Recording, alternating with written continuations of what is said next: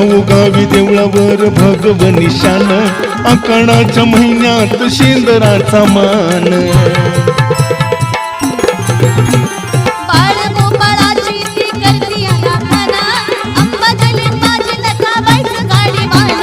साऱ्यांची माऊली जणू लिंबाची सावली